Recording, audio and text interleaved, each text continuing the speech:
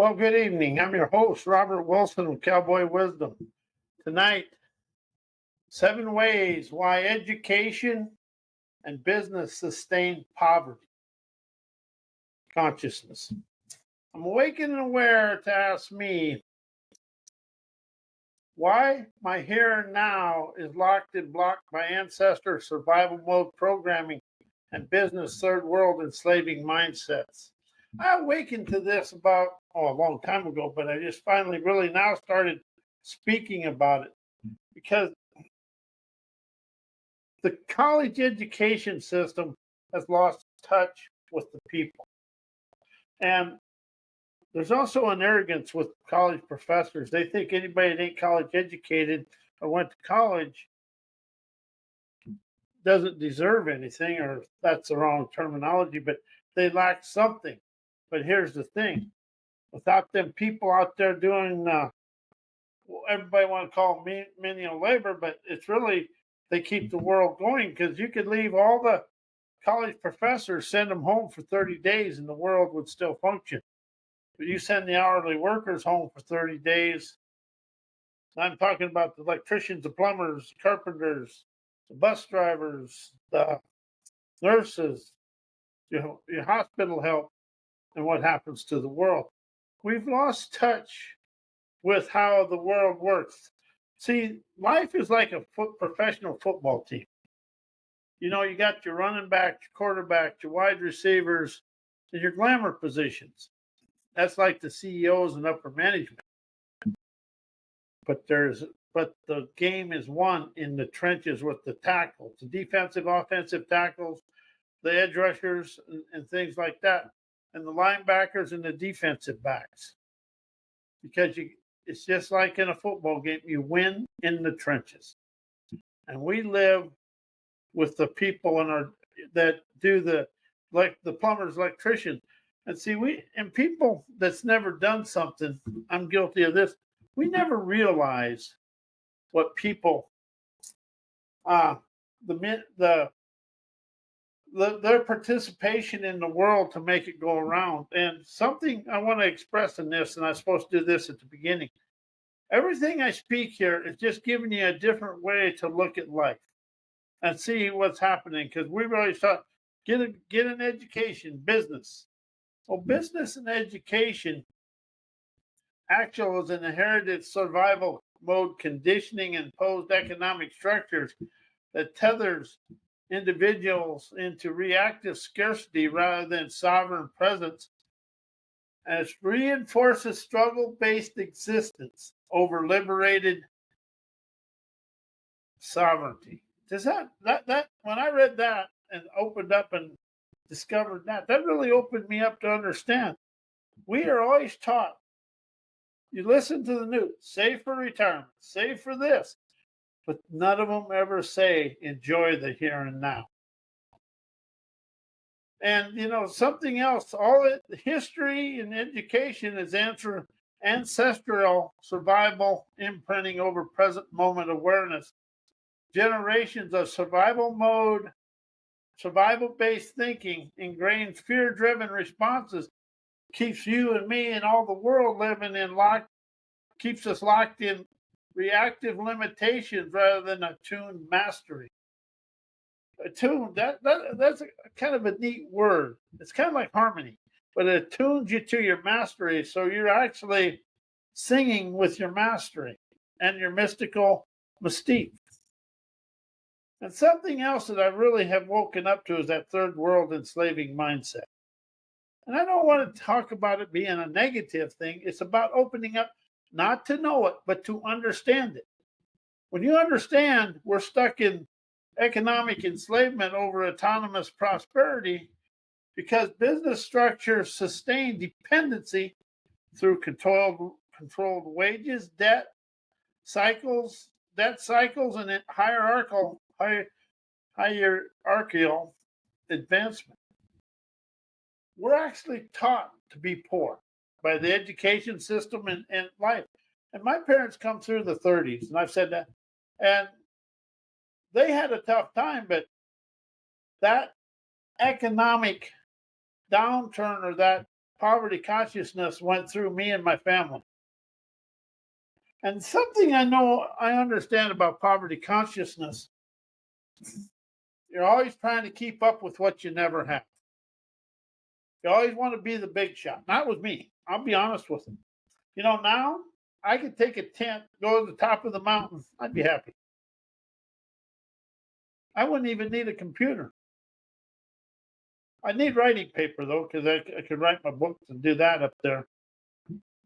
But hierarchical advancement prevents fluid wealth creation beyond the predefined labor system of the world. And if you really look at the world and you listen to Wall Street, they're always talking about the lack of something. And all this is about people opening up to understand there's lack of nothing. It's my lack of innovation. See, there's no poverty in the world. We're just lack of innovation. But we live on the railroad tracks of society. We got the education, we got the baby, and then everything in between. But we try to stay on the railroad tracks to stay safe. But every once in a while, you got to have a derailment of dreamers and enterprising, rebellious energy. Rise, shine, and energize your divine daredevilry to set yourself free from you. Everything in the self-help, personal growth, self-improvement world, doctors, therapy, all you're really doing is liberating you from you. Your opinions, viewpoints, your childhood, but all your limitations and barriers and boundaries, they're inside you. And anytime you set a boundary, I hear everybody, you got to set a boundary. You set a boundary, you set a new limitation and a new fear you're going to deal with down the road. It's a question. Why am I apprehensive about this situation? Why is this occurring for me to expand? Give yourself time to question it and investigate it and set yourself free from it. But really, we have predefined labor systems. You're over here, you're over here. Even a CEO is a predefined labor system.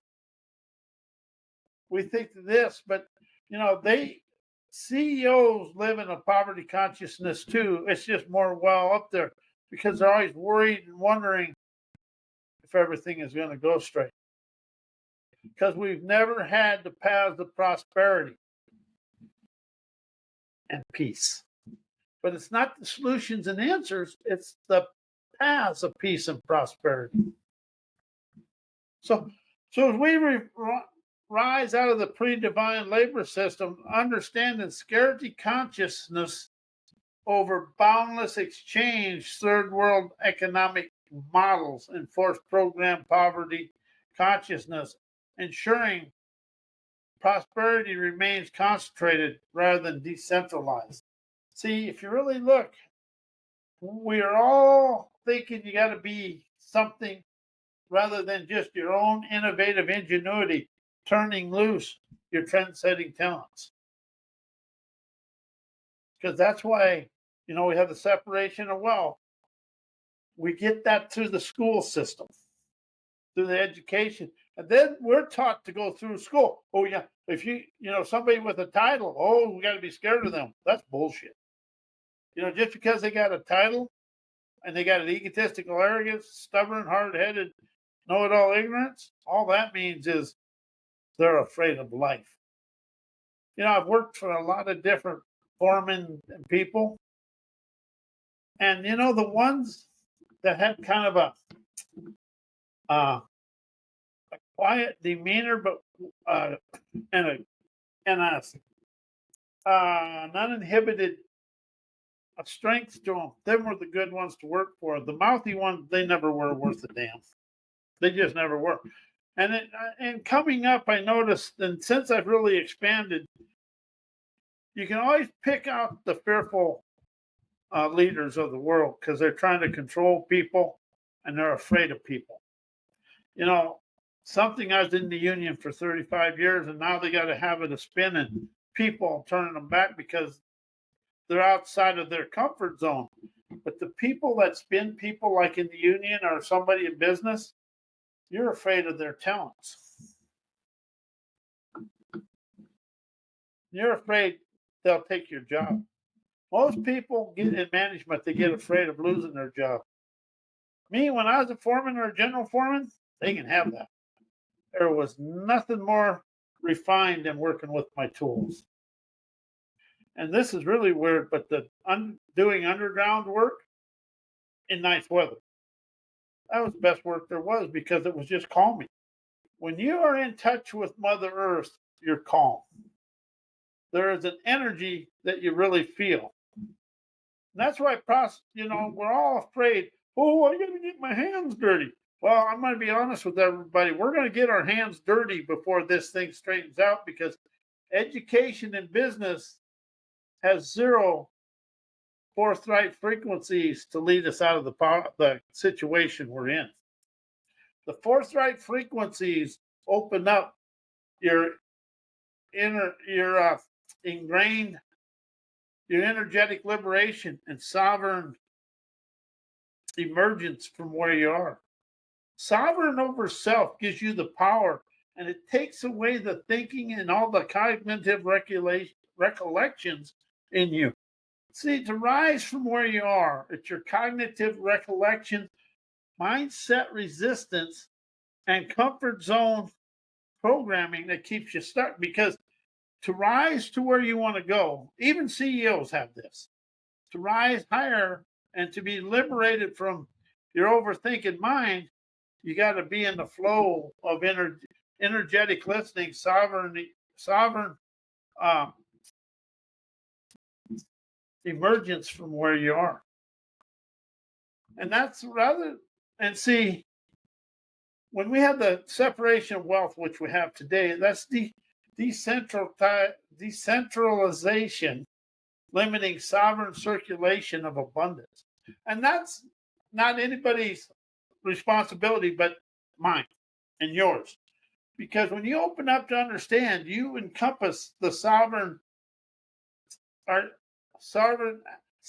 activation and energetic listening, and the politically correct inspiration dissolve socialized perfection programming to unleash your mother wisdom, to comprehend and express your revolutionary revelations, rise you to where you're going.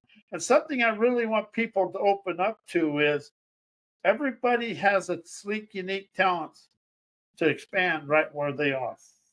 You can rise, shine, and energize that innovative wizardry within yourself. This is the one that really kind of opened my eyes of wise here. Why business and education is ancestor poverty conscious programming. Because we inherit the scarcity conditioning from our ancestors, our history. I got mine from my parents, because business and education passes down poverty consciousness programming by reinforcing hierarchical reliance on the outside sources, debt cycles, and external validation for everything you have, and necessities for success. Success is in you. All you have to open up to is understand you're blessed with success as you listen. Your energetic listening energizes your sovereign activation, opens your heart and soul to stream the optimism, unleashing your love for you. That's the thing. You got to love your talents. See, you got to appreciate, love and appreciate your talent. See, we're always thinking, we watch sports. Oh, look at Michael Jordan, the best example of this, the greatest. But Michael Jordan, when he was in high school, didn't make his high school basketball team. But he was 5'10", but he grew, and then he really grew. But the thing is, everybody's giving Michael the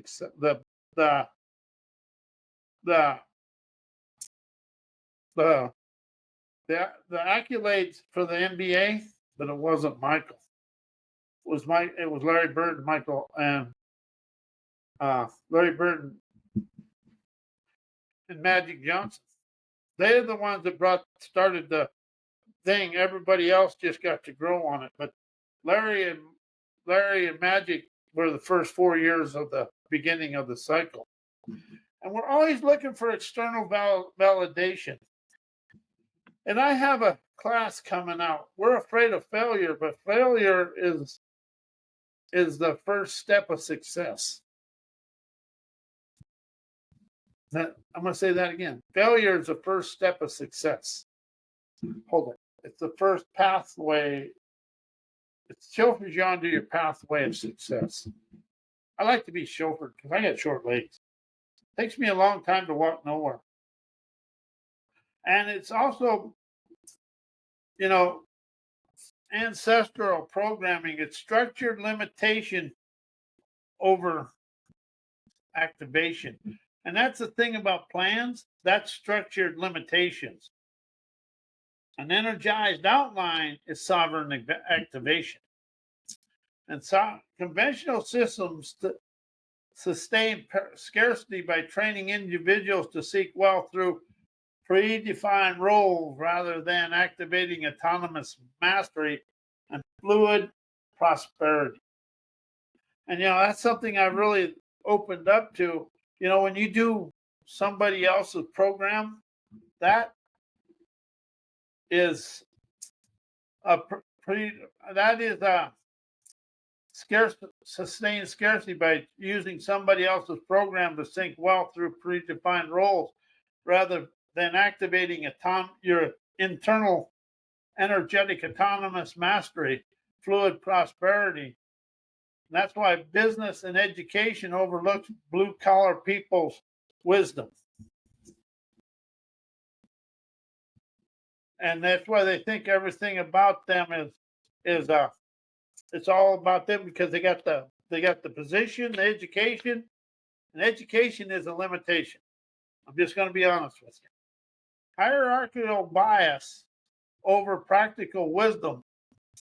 Because business and education, pride towards corporate and academic leadership, overlooking the deep expertise and adaptive in wisdom of the blue-collar workers that are refined through direct experience. The people standing on the production floors, they have the direct experiences from that situation. You can look at all the computers you want, but that direct experience will rise you over that. And that's something I have to really say the union has done is they have let go of a lot of their older workers. And let me refine that, the refined wisdom of their older workers, and they lost the intricate wisdom and the shortcuts. Now they have to relearn them, but we're too educated and too stuck in the I know everything. It's all about money and speed, and sometimes slow, steady, cutting, knowing where to cut the corners takes over that. And it's structure and education and bosses and the management structured prestige over functional management mastery through the workers. Systems value formal credentials and managerial roles, dismissing the intuitive problem solving and operational excellence of blue collar. I call them autodidact entrepreneurs because autodidact is sovereign enlightenment. I bring real world execution and outcomes to the deal. Just because somebody's educated doesn't mean they have the wisdom to move forward. As I realize and admit, education teaches negativity and poverty consciousness because both systems are designed to sustain dependency rather than activate sovereign activation and affluent abundances.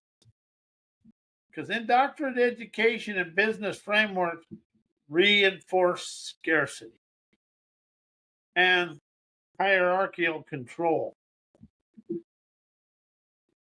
and economic manipulation ensures that wealth remains concentrated at the top and among the highest echelons rather than universally accessible. And wealth is universally accessible, but we are taught that if you ain't up here, you can never do that. That's the biggest lie in the world. The wisdom and people's individual talents, sleek, unique individual talents will rise them to anywhere. But you got to be willing to open up to energetically listen to your sovereign activation, to hearken that mother wisdom and innovation within you, and unleash your revolutionary revelations to express your way, to show for you forward. And see, revelations over thought, thinking, and knowing, because they're all attached to yesterday. Educated mindsets create scarcity programming. Education teaches survival-based thinking rather than expansive innovation by framing success as by framing success to be within the books and within a box.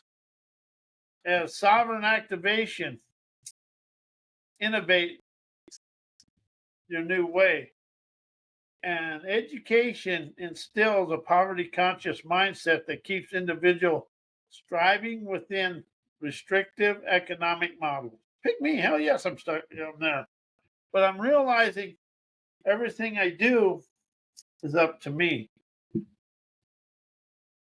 As I now realize, if I really want to open up, I really unleash myself and rise out of the decentralization and self-sustained poverty and dissolve my economic entrapment, because both systems condition people to participate in cycles of debt, labor, and dependency, and financial instability rather than sovereign exchange for the wisdom, because wisdom is your sovereign wealth. And as you move forward through this, you're going to understand business frameworks emphasize profit over holistic wealth, ensuring that individuals remain tethered to material survival mode programming rather than liberated abundance. Why management's arrogance and know-it-all ignorance lowers business's bottom line. Number one, resistance to workforce wisdom stalls innovation. When management dismisses frontline insights, they block adaptive problem solving and slowing efficiency, reducing profitability. Because of the rigid ego-based decision making creates blind spots. Arrogance prevents leadership from recognizing market shifts, operational inefficiencies, and emerging why thinking, knowing, learning, knowledge, and thought sustain fear, boundaries, and limitations from business and education. Conventional thinking and structured knowledge and institutional learning reinforce program boundaries to sustain limitation through controlled cognition, subconscious mind frozen in time representation, with redefined learning over fluid discovery. Business and education frame knowledge as something to be acquired within structured frameworks, keeping individuals locked in external validation rather than liberated exploration. Something else I really opened up to understand is everything we've learned in school is structured learning and sustains dependency on external expertise, preventing dynamic wisdom and innovation that moves beyond institutional control into sovereign activation. And it's entrapment over us really using our abilities to move forward. And that's where it really becomes as unpredictability disrupts institutionalized order. And that's why we have chaos in our life, is to walk away from our indoctrinated ways of life. And see, education is within the frameworks of somebody else's knowledge or what they think we should do. And that really is where we stay stuck in life, because we're always trying to do something we should never be stuck in. And something else I want to everybody to understand: autodidact, sovereign enlightenment. that makes you the entrepreneur and the entrepreneur of your life. And as we move forward, we really want to get out of the rigid frameworks of education and business to open up to your autodidact adventurous acumen to show you down the path to prosperity.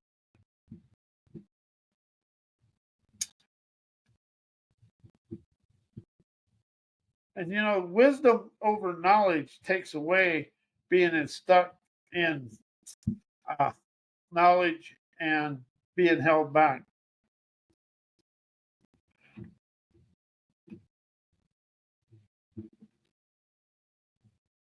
You know, wisdom flows through the workforce of anything, but it also flows through what you do to make your cash flow. When you're doing it with hands-on, you're opening up to something new. See, and that's something else. Leaders set directions based on knowledge, yet workers ensure seamless movement by solving and discovering the pathway in real time through their challenges and chaos with dynamic wisdom, insight, and clarity. How does autodidact enlightenment rise people out of the followerocracy? Autodidact enlightenment dissolves followerocracy, sheepleocracy, herdocracy, and turdocracy because you stop stepping in your own crowd. But it activates sovereign innovation, bypassing institutionalized dependence, restoring affluent mastery. But you know, something I really want to open up here. We were taught that business and education is going to rise the world out of the situation. Business and education is what got us into this. But they have us ingrained with thinking that business and education are going to move us forward. All they're teaching us how to do is follow their way of life.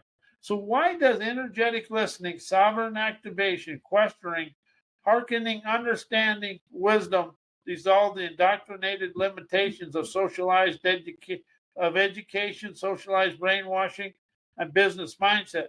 Because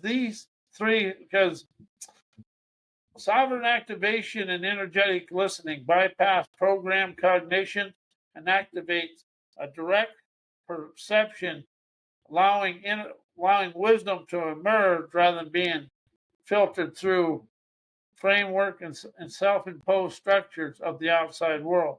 As they dissolve indoctrination by restoring attuned discernment, ensuring wisdom rises beyond external control. External listening dissolves cognitive entrapment, conventional education and business mindset that reinforce structured thought, but energetic listening moves beyond self-imposed narratives, unleashing understanding through unfiltered resonance rather than conditioned interpretation. Sovereign activation bypasses institutional dependency, structured learning, and sustains hierarchical control, while sovereign activation restores your mystical mastery, ensuring innovation unfolds through autonomous acumen rather than external validation. Questioning reveals hidden distortion. Indoctrination thrives on unchallenged repetition, but deep questioning disrupts programmed thought loops, exposing limitations and activating liberated insight. And to hearken understanding unleashes direct wisdom, dissolving socialized brainwashing that filters perception, but hearkened understanding allows attuned innovation to emerge naturally, bypassing manipulation, and energizing clarity rises unbound and unlimited paths of prosperity. I want to thank you. I am Robert A. Wilson, and Thank you for listening, and may your life be as blessed as you are a blessing to me and the world.